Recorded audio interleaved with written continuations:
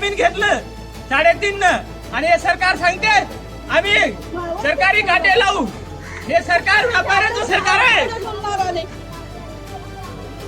फाशी झाली तरी मी हरकत नाही, पण शेतकऱ्यावर अन्याय होऊ देणार नाही। शेतकऱ्यासाठी मी फासावर चढायला तयार आहे।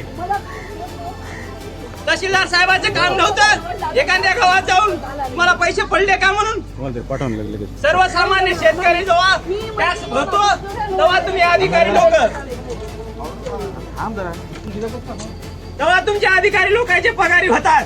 तुम्हाला जाणीव असाय पाहिजे या गोष्टीची। काय व्हायचे ते होऊ द्या। आज तहसीलदाराची गाडी फोडली, उद्या आमदाराची फोडतो।